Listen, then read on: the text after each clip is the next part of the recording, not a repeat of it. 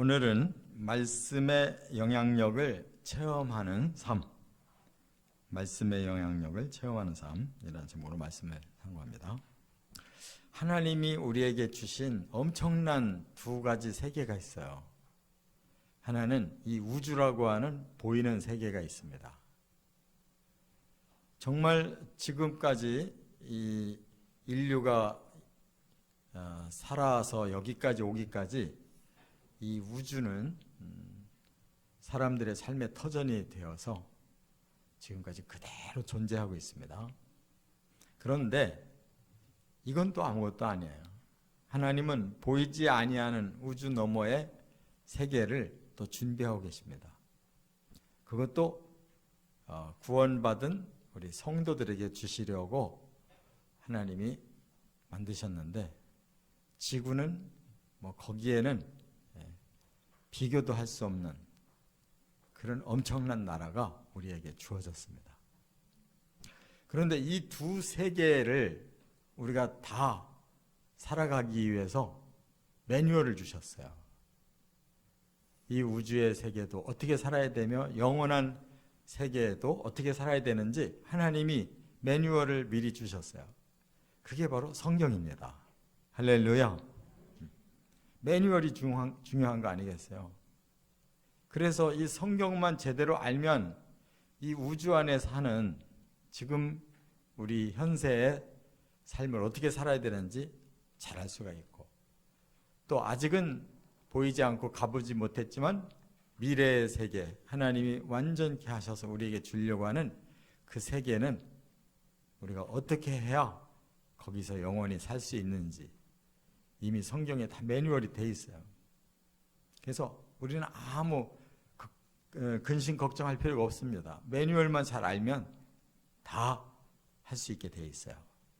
그래서 바로 그 매뉴얼이 하나님의 말씀인 성경이기 때문에 그 말씀의 영향력을 우리가 이 땅에서 체험할 때 그 말씀대로 이루어질 걸 믿습니다. 자, 그래서 오늘 본문에 이제 크게 세 가지로 이 말씀에 대하여 어떻게 우리의 태도를 가져야만 이 말씀 속에 있는 매뉴얼대로 이 세계도 저 나라도 우리가 하나님이 주신 그대로를 누릴 수 있느냐, 이 비결이 나와 있다 그 말이에요. 그래서 이 말씀에 대한 세 가지 태도가 중요합니다. 그래야 그 말씀의 영향력을 우리가 체험하면서 이 나라에서 그 나라까지 갈 수가 있는 거예요.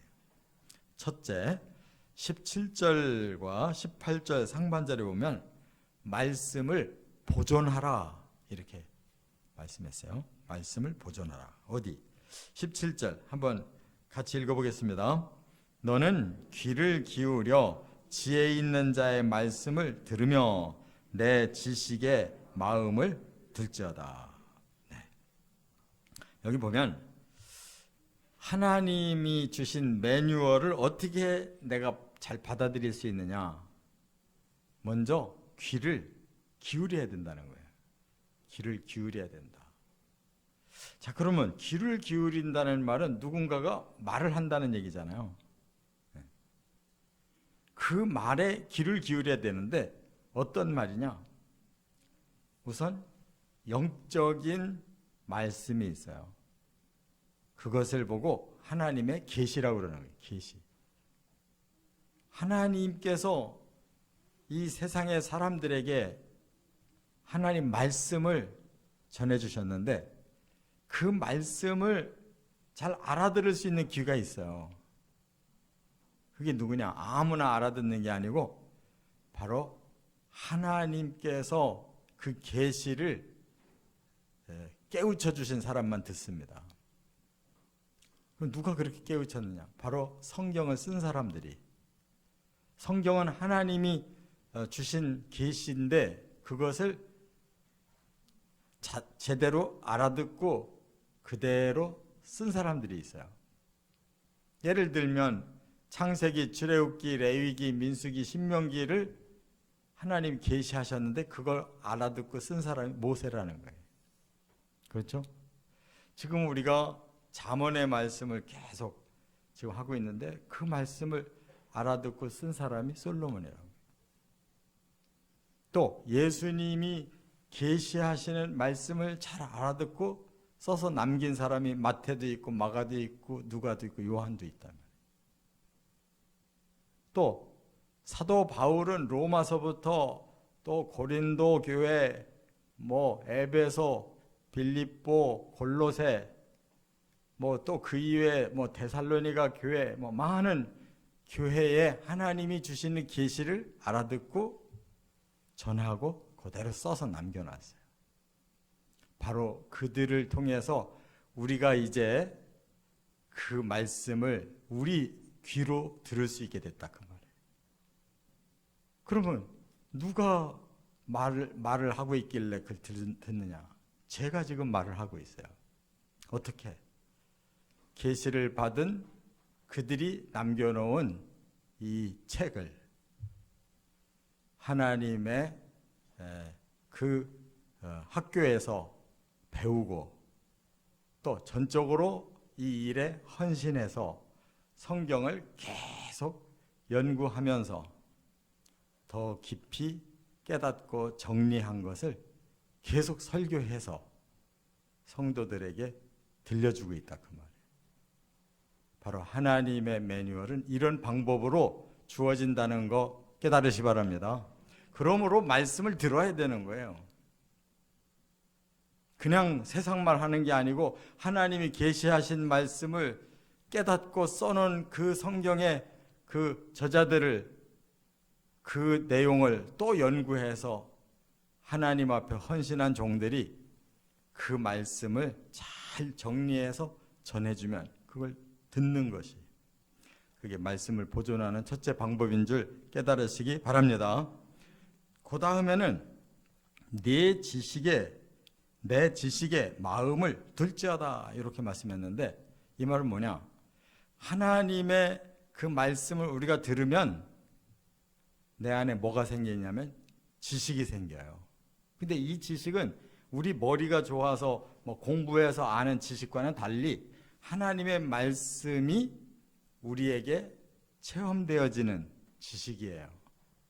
그래서 머리가 아니라 우리의 영감으로 깨닫고 우리 안에서 어떻게 살아야 될지를 아는 능력을 갖추게 되는데 그걸 지식이라고 그랬어요. 그래서 그것을 어디에다가 둬야 되느냐? 우리 마음에 둬야 된다. 그러면 이 마음은 뭐냐? 바로 하나님의 말씀을 필요할 때마다 꺼내 쓸 수 있도록 간직해 놓는 영적 곡간이다 이 말이에요. 마음의 말씀의 그 곡간이 잘 만들어진 사람은 필요할 때마다 그 하나님의 지혜의 말씀, 지식의 말씀, 명철의 말씀, 슬기의 말씀 가지고 활용해서 바로 하나님 매뉴얼대로 살아간다 그 말이에요. 할렐루야. 그런데 그것을 여기 17절 하반절에는 내 지식에 마음을 둘지어다 이렇게 말씀을 했지만 18절 상반절로 가면은 이제 한 단계 더 말씀을 강조한 게 있어요. 그게 바로 이것을 내 속에 보존하라 그랬어요. 그러면 최종적으로 이 말씀이 우리에게 진짜 매뉴얼이 되려면 어떻게 해야 되느냐? 마음의 곡간처럼 두기만 해도 되는 게 아니라 이거예요. 뒀다가 필요할 때마다 활용해야 되는데 그것이 보존이라는 뜻이에요. 그러면 항상 말씀은 사용하고 또 사용하고 또 사용할 수 있도록 계속 그 말씀이 보존돼야 된다는 건데 어떻게 해야 보존이냐? 여기 보존이라는 말 자체가 사마르라고 그래요. 사마르라는 말은 지킨다는 뜻이에요. 지킨다. 그대로 산다는 뜻이에요. 그대로 행한다는 뜻이에요. 말씀은 내 마음에만 곡간에 있으면 안 돼요. 내 삶에 그대로 실현을 시켜야지 말씀이 보존되는 거예요. 할렐루야. 오늘 내가 깨달은 말씀에 대해서 그대로 실천을 해봐야 그 말씀이 살아서 나의 삶을 이렇게 저렇게 변화시켜 갈 수가 있는 거예요. 이것이 말씀에 대한 첫 번째 태도예요. 하나님의 계시가 그 다음에 우리에게 설교로 들려지고 그걸 마음에 우리가 간직하면서 우리의 삶에 필요한 대로 적용되어지는 실천이 거듭거듭 될수록 말씀은 우리 안에서 살아계시는 것이다. 그런 말이에요. 자, 그렇기 때문에 누가복음 11장 35절에 예수님이 이렇게 빛으로 비유를 했어요. 그러므로 내 속에 있는 빛이 어둡지 아니한가 보라 그랬어요. 이미 우리 안에 하나님이 빛을 넣어줬대요. 그런데 그 빛이 어둡다면 아무 역할을 못하는 거예요. 바로 하나님의 말씀은 우리들의 어두움을 몰아내고 빛 가운데 살게 하는 이러한 하나님의 매뉴얼이 우리 속에서 살아 있어야 되는 거예요. 그러면 온 몸이 밝아 조금도 어두운 데가 없으면 등불의 빛이 너를 비출 때와 같이 온전히 밝으리라. 우리가 지금 제가 설교자기 때문에 여러분들이 모두 저를 향해서 잘 볼 수 있도록 저기 스포트라이트를 켜놨어요. 저 빛이 밝으면 제 전체가 밝게 보이듯이 바로 우리 속의 빛이 진리의 빛, 말씀의 빛이 밝으면 우리의 모든 것이 다 밝아진다. 우리의 마음도, 우리의 겉모습도, 삶도, 우리의 모든 열매도 다 그 빛의 밝음을 그대로 다 드러낼 수 있다 그 말이에요. 이게 말씀을 통해서 우리가 놀라운 영향력을 체험하는 삶인 줄 깨달으시 바랍니다. 두 번째, 19절부터 21절 상반절에 보면 말씀을 깨달으라 이렇게 말씀했어요. 깨달으라. 이것이 한 단계 더 들어가는 아주 중요한 방법이에요. 자, 20절을 같이 읽어보겠습니다. 내가 모략과 지식의 아름다운 것을 너를 위해 기록하여. 네. 자, 하나님의 말씀의 기능이 여기 보니까 모략과 지식의 아름다운 것이다 이렇게 설명을 했는데, 이 모략이라는 단어는요 모해자라고 그래가지고 원리, 방책, 계획, 모략 이런 거를 다 합한 말인데, 우리는 사람의 이 지능은 한계가 있어요. 그래서 우리는 뭔가를 안다고 생각했는데 틀리는 게 많아요. 뭔가 잘한다고 생각했는데 잘못하는 게 많아요. 그러나 하나님의 진리는 이렇게 구체적으로 우리에게 좋은 계획을 세울 줄 알고 또 좋은 방법을 우리가 사용할 줄 알고 이렇게 실질적인 삶에서 어떤 능력이 나오고 변화의 열매가 맺어지도록 하는 힘이 있다 이거예요. 그렇기 때문에 이것을 우리가 반드시 가져야 돼요. 지식이라고 하는 말 아까 제가 말씀 나눴어요. 하나님의 진리를 깨달으면 우리 안에 그것을 삶 속에서 드러낼 수 있는 그런 재능이 생긴다. 그걸 지식이라고 그랬어요. 이런 계획도 완벽한 계획, 또 능력도 완벽한 재능, 이게 말씀을 통해 우리에게 활용되게 하신다는 거예요. 그러면 어떻게 변하느냐? 아주 성숙하게 바뀌는 겁니다. 우리의 인격이 바뀌고 또 우리의 생각이 바뀌고 우리의 삶의 스타일이 바뀌고 우리의 사상이 바뀌어서 가치관이 바뀌어서 점점 다르게 변화가 오는 거예요. 이렇게 하기 위해서 말씀 주셨대요. 19절에 뭐라고 그랬냐면 내가 네게 여호와를 의뢰하게 하려 하여 이것을 오늘 특별히 네게 알게 하였느니. 그러니까 우리 힘으로는 잘 안 되던 것을 말씀의 그 모략과 말씀의 지식을 우리가 터득하면서 이것이 바로 우리의 삶을 이렇게 변화시키고 생각을 변화시키고 우리에게 이런 열매를 맺게 하는구나라는 것을 깨닫게 하려고 하나님이 특별히 우리에게 말씀 주셨대요. 그러므로 이제는 말씀에 대해서 우리는 의뢰를 하게 된다는 거예요. 말씀만 제대로 내가 깨달으면 삶의 변화가 오는구나 하고 말씀을 여기 보니까 의뢰한다는 거예요. 여러분, 우리도 굉장히 우리도 모르게 굉장히 의지하는 게 있어요. 여러분들이 가정에 가면 소파에 탁 이렇게 제일 먼저 앉잖아요. 왜 그래요? 사람을 쉬게 해주는 가장 좋은 그 방법이 그거예요. 집에 가면 그냥 소파에 탁 앉으면 편안하게 제일 안식을 누릴 수 있잖아요. 그런데 만약에 소파가 없다고 생각해 보세요. 어느 날 집에 들어갔는데 소파가 안 보이네. 그럼 바로 찾을 거야 아마. 그거 어디 갔지? 이와 같이 하나님의 말씀은 우리가 그냥 평소에 늘 우리에게 가장 의지할 그런 소파와 같은 필요한 존재다 그 말이에요. 그러다가 그것을 우리가 어느 날 문득 깨달으면 더 깊이 신뢰하게 되는 거예요. 할렐루야. 말씀은 이처럼 우리에게는 없으면 안 되는 너무나 귀한 존재라는 것을 우리가 깨달을 때 그 깨달음 속에서 우리의 삶이 아주 열매가 풍성해지는 거예요. 그렇기 때문에 오늘 본문에 의뢰한다 그랬고 또 특별하게 준다고 그랬고 21절 상반절에는 결국 진리의 확실한 말씀을 깨닫게 하신다 이렇게 결론을 내린 거예요.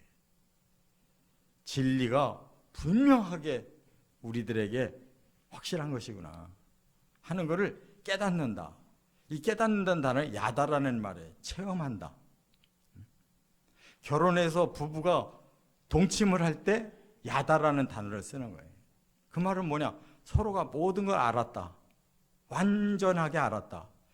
하나님의 말씀과 우리 성도의 마음은 이처럼 완벽하게 서로를 아는 관계가 돼야 될 줄 믿습니다. 말씀이 낯설으면 안 되는 거예요. 성령의 감동이 낯설으면 안 돼. 신앙생활은 말씀이 가장 친밀하고 성령의 감동이 가장 우리의 마음에 깊이 들어와야 된단 말이에요. 그게 깨달음이에요.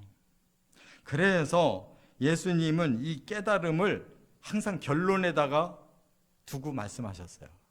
예를 들면 마태복음 13장이 비유의 장이에요. 비유. 씨 뿌리는 비유, 보화의 비유, 계속 비유를 말씀하고 나서 제일 끝에 13장 51절에 이렇게 말씀했어요. 이 모든 것을 깨달았느냐 그랬어요. 그러니까 제자들이 대답하되 그러하오이다 라고 대답해요. 그 순간 예수님이 얼마나 기뻤겠어요. 비유의 말씀을 쭉 하시고 나서 마지막에 이 모든 것을 깨달았느냐 할 때 제자들이 한결같이 그러하오이다 라고 대답했단 말이에요. 그랬더니 예수님께서 뭐라고 하셨느냐? 그러므로 천국의 제자된 서기관마다 마치 새 것과 옛 것을 그 곳간에서 내오는 집주인과 같으니라 그랬어요. 이건 무슨 말이냐? 이제 너희들이 깨달았다면 너희들은 이제는 천국의 제자된 서기관이다. 이게 무슨 뜻이냐면요. 서기관이라는 것은 구약 시대에 말씀을 특별히 맡은 사람들이에요. 그래서 그들은 말씀을 계속 전수하기 위해서 말씀을 한자 한자 쓰는 거고, 그리고 그것을 그대로 또 가르쳐주고, 완전히 말씀의 가장 전문가가 서기관이란 말이에요. 그런데 천국의 제자들이 가장 말씀의 깊이를 알고 있는 자들이다. 그게 무슨 뜻이냐면 예수님의 제자들이 이제 천국의 제자들이 되잖아요. 예수님의 제자가 돼야 천국의 제자가 되는 거예요. 그들은 모든 걸 다 깨달은 자들이잖아요. 천국의 제자들의 서기관을 그들이 맡은 자들이란 말이에요. 그런 자들은 마치 옛것과 새것을 그때그때마다 곳간에서 적절하게 꺼내가지고 그냥 모든 것을 다 풍성하게 완벽하게 다 내놓을 수 있는 그런 영적 요리사와 같다. 그러니까 그 단계까지 이르려면 우리가 말씀을 어떻게 해야 된다? 지금까지 시큰했는데 깨달아야 된다고 그랬잖아요. 말씀을 깨닫는 단계까지 들어가야 된다. 말씀과 나는 완전히 체험적인 관계가 돼야 된다. 하나가 돼야 된다 이거예요. 말씀이 낯설은 사람은 아직 깨달은 게 아니에요. 성령이 낯설은 사람은 성령이 임재한 사람이 아니라고. 부부간에 누구세요?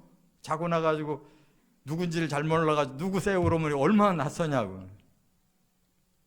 말씀과 성령이 내게 그런 존재라면 큰일 나는 거잖아요. 완전히 하나가 되는 체험을 한 관계임을 깨달으시 바랍니다. 예수님의 결론이 그거라니까. 실컷 말씀을 가르쳐 주시고 이제 깨달았느냐? 말씀이 너희 안에 있냐? 너 말씀 안에 있냐? 여기까지 들어가야 된다 그 말이에요. 자, 그 다음에 마지막 세 번째.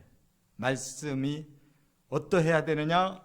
18절 하반절, 21절 하반절을 보니까 말씀을 나눠야 된다는 거예요. 내 안에 말씀을 잘 보존해서 그것으로 나의 삶을 이끌어 가야 되지만 그 말씀이 그럴수록 더 깊이 나와 하나가 되는 체험을 할 뿐만 아니라 이제는 그 체험된 완벽한 말씀이 나를 통해 나가야 된다. 다른 사람에게로 나가야 된다는 거예요.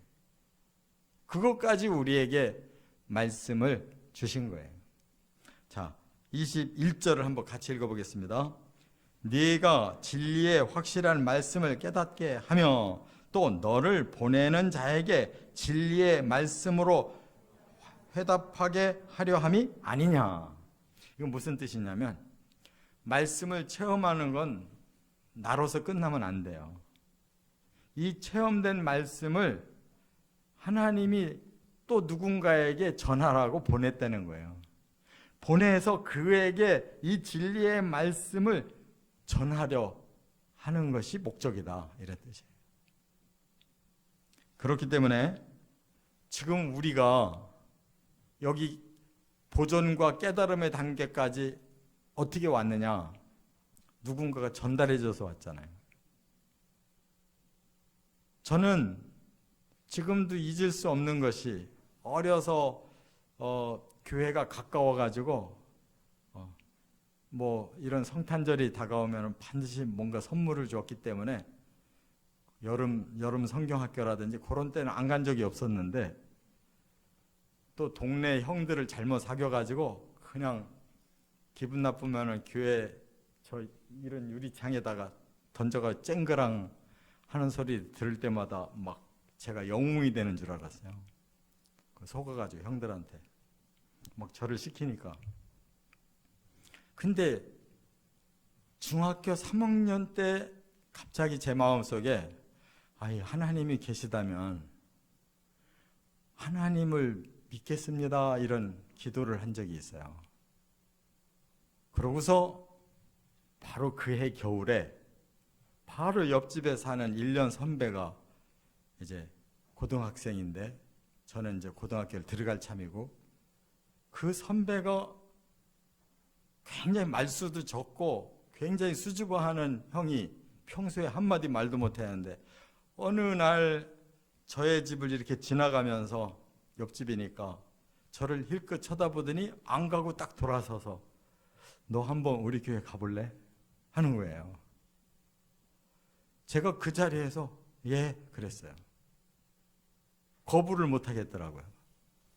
그러고 토요일 날 이제 몇 시까지 어디로 나와 그래서 갔어요. 그날부터 지금까지 예수 잘 믿는 거예요. 그날부터. 근데 그 선배가 이름도 모르겠고 얼굴도 기억이 안 나요. 하도 오래돼서. 그러고 바로 이사를 가는 바람에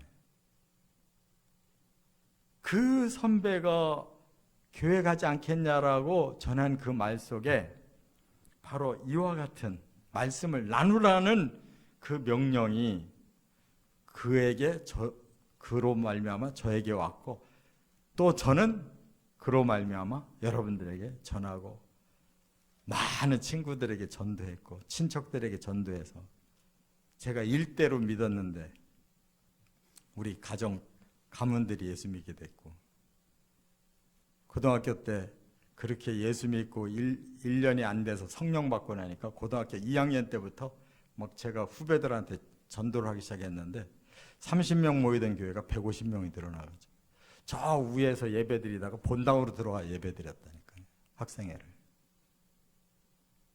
얼마나 그 영향력이 놀라운 거냐면, 후배 중에 목사도 저기 저 강나루 쪽에 목회하고 있고. 그러니까 하나님의 말씀은 내 안에서 놀라운 변화를 줄 뿐만 아니라 또 나누면 놀라운 변화가 일어난단 말이에요. 자, 그래서 여기 화답이라고 그랬는데요. 요 말이 슈브라고 그래요. 슈브 원어가. 이건 무슨 뜻이냐? 돌려줘라, 그런 뜻이에요. 돌려줘라. 말씀은 너만의 것이 아니라 그에게도 주려고 하나님이 준비해 놓은 거니까 그에게 돌려줘. 우리가 입 딱 닫고 있으면 그 사람 거를 안 돌려준 것이 되는 거예요. 전도는 바로 그 원리를 하는 거예요. 하나님은 그 사람에게도 말씀을 주셨어요. 누구를 통해? 나를 통해. 그 사람의 것이에요. 내가 돌려줘야 그 말이에요. 내가 돌려줘야 돼. 그게 전도예요. 내 거 아니에요. 너를 통해 그 사람에게 주려고 내가 준비해놓고 너부터 줬어. 그러니 네가 믿는 그 말씀을 그 사람에게 다시 돌려줘. 그 사람의 것으로. 이게 슈브예요. 이게 전도라고. 이것을 깨닫고 성령으로 뜨거워지면 바로 그게 시행되는 거예요. 너 나하고 한번 우리 교회 가볼래? 그게 벌써 전도가 시작되는 거예요. 뭘 다 알고 복음은 말이야 하고 이렇게 떠들지 않아도 하나님의 말씀은 그 한마디로 시작되는 거라. 할렐루야. 그러니까 적어도 이런 것이 남아 있어야 된다는 거예요. 하나님 앞에 갔을 때 너를 구원한 말씀 몇 것만이 아니라 또 다른 사람에게도 주라고 내가 너에게 준 거 그거 돌려줬냐 그 사람한테. 그래서 18절 하반절에 이렇게 말씀해, 네 입술 위에 함께 있게 함이 아름다우니라. 하나님의 말씀은 너와 그의 입술을 통하여 전해진 그 말씀이 결과적으로 아름다운 것이다. 우리 입술이 아름다워지려면 바로 말씀을 전하는 데 있다 그 말. 할렐루야. 왜 벙어리가 되냐고. 전하면 되는데. 자, 여기에 대해서 예수님이 이렇게 말씀했어요. 결론을. 누가복음 24장 48절에 보니까 내가 너희와 함께 있을 때 너희에게 말한 바 곧 모세의 율법과 선지자의 글과 시편에 나를 가리켜 기록된 모든 것이 이루어져야 하리라 한 말이 이것이라 하시고, 이에 그들의 마음을 열어서, 제자들의 마음을 열어서 성경을 깨닫게 하시고 모세에게 주신 그 말씀을 예수님이 열어서 깨닫게 해주셨대요. 그게 누구예요? 엠마오로 가던 두 제자들. 지금 그 얘기예요. 그리고 이같이 그리스도가 고난을 받고 제3일에 죽은 자 가운데서 살아날 것과 그의 이름으로 죄사함을 받게 하는 회개가 예루살렘에서부터 시작하여 모든 족속에게 전파될 것이다. 지금 예수님이 말씀의 핵심을 다 가르쳐주고 있잖아요. 모세로부터 하나님 주신 계시가 이제는 그대로 성취돼서 내가 메시아로 와서 내가 너희를 위해서 고난받고 죽었다가 다시 살아남으로써 너희의 죄를 풀고 너희의 저주를 풀어서 그걸 너희가 전하면 모든 족속이 다 구원받는다. 너희는 이 일의 증인이다. 우리가 증인이에요. 그렇기 때문에 볼지어다 내가 내 아버지께서 약속하신 것을 너희에게 보내리니 너희는 위로부터 능력으로 입혀질 때까지 이 성에 머물러 있어라. 너희가 증인이지만 아직 담력이 없어. 내가 성령을 보낼 테니 성령을 기다리고 있어라. 성령 받으면 너희들은 능력 있는 증인으로 나가게 될 거야. 우리가 지금 이 아름다운 입으로 다른 사람에게 이 말씀 복음을 되돌려 주려면 뭐가 있어야 된다? 성령이 있어야 되는 거예요. 내 의지로 못 전한단 말이에요. 성령을 받으면 다 연결을 시켜줘요. 나는 한마디 했지만 그 한마디가 또 다른 한마디로 이어지도록 다 연결해가지고 꼭 우리 교회에 안 나오더라도 다 예수 믿게 되는 거예요. 모르긴 몰라도 아마 제가 이렇게 수십 년 고등학교 2학년 때부터 전도하기 시작해서 수십 년 목회했는데 모르긴 몰라도 우리 교회로는 전도된 사람이 별로 없을지 몰라도 천국에서 보면 숫자가 많을 거예요. 저를 통해 믿은 사람이 또 전하고 또 전하고 또 전하고 많을 거예요. 할렐루야. 정말로 제가 전해가지고 후배들 중에 목사 된 사람이 여럿이 있으니까 그들이 또 얼마나 많이 전했겠어요. 이와 같이 말씀은 우리 안에 살아있는 보존된 말씀이고 우리 안에 깊이 체험된 말씀이고 그 말씀을 전할 때 또 다른 영혼들을 변화시키는 아름다운 말씀이에요. 꼭 이 말씀이 되어지시기를 주의 이름으로 축원합니다.